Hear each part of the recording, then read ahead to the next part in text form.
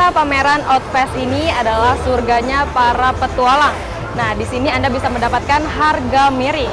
Namun sebelum kita bahas lebih lanjut, ada informasi menarik untuk Anda. Berikut liputannya.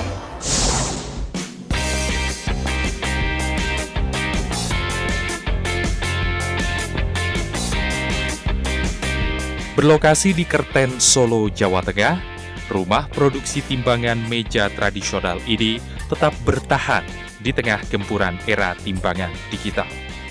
Masih menggunakan proses manual dengan bahan dasar besi cor dan aluminium. Berjuluk Timbangan Rahayu, lebih dari 30 tahunan silam, pembuatan timbangan meja tradisional ini mulai dirintis orang tua Hanan. Dengan mengambil bahan dasar dari berbagai daerah sekitar Solo, tempat ini mampu memperkerjakan puluhan karyawan yang kebanyakan berusia senja. Dalam sebulan, ratusan timbangan dengan berbagai ukuran dapat memenuhi pesanan dari berbagai kota di Indonesia, di antaranya Surabaya, Banjarmasin, Temanggung, Balikpapan, lebih utama di Indonesia bagian timur. Timbangan meja yang dibuat dari besi cor ini dijual dengan harga mulai Rp260.000 hingga sekitar Rp1 juta sesuai dengan bentuk dan ukuran. Tantangan kita harus lebih selektif untuk kualitas barang kita, untuk ke perdagangan bebas. Tapi kita juga punya pangsa pasar sendiri sebenarnya. Kita dari daerah pedalaman, daerah Kalimantan, dari daerah Indonesia bagian timur, mereka tetap lebih memilih bahan baku dari besi daripada digital. Dengan memperhatikan aturan standar nasional seperti dari sisi ketebalan, keakuratan tera, dan lain-lain, timbangan ini selalu ramai pada musim panen.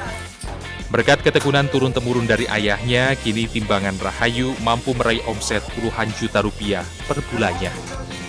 Dari Solo, Jawa Tengah, Dedik Apriani, Kantor Berita Antara, Wataka.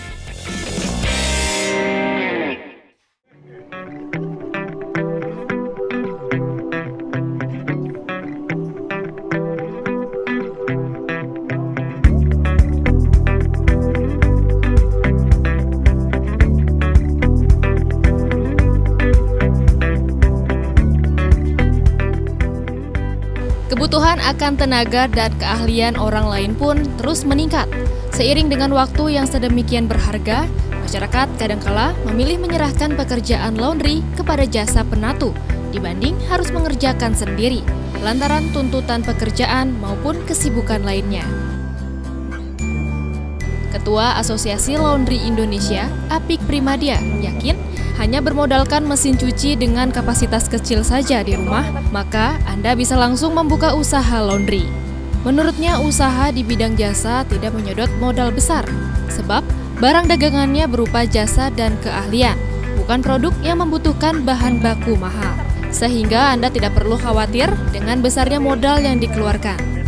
Nah, kalau mulai awal bisnis laundry, paling tidak kan kita harus tahu dulu segmen market kita siapa, harga kompetitor berapa, terus kita mau buka di mana, lokasi yang kita sasar di mana, dan sebagainya. Itu memang harus kita pelajarin untuk buka usaha laundry. Selain modal tadi. Nah, dari situ kita kan pasti tahu kan cara proses cuci baju rumahan itu yang harian itu seperti apa sih? Ya seperti itu. Dan makanya kalau untuk merekrut pegawai pun SDM, kita pakai orang-orang yang memang paling tidak backgroundnya pembantu rumah tangga, yang memang bisa biasanya cuma mencuci baju rumahan sama setrika. Pengusaha penatu juga dituntut membangun kesadaran dalam manajemen penatu yang benar dengan mengedepankan standar mencuci pakaian hingga mengelola limbah laundry, mengingat penatu dilakukan di perumahan. Anda hanya perlu mempelajari segmen pasar hingga lokasi gerai, sebab lantaran prospek cerah banyak pemain baru bermunculan. Imbasnya, kompetisi di usaha jasa penatu semakin sengit. Namun, bukan berarti tidak ada peluang bagi Anda untuk menjajal peruntungan di bisnis jasa. Sebab, dalam menjual jasa tentu saja kualitas pelayanan dan jasa menjadi persoalan nomor satu. Dari Jakarta, Cynthia Gesino, Egan Surya Hartaji, Kantor Berita Antara, mewartakan.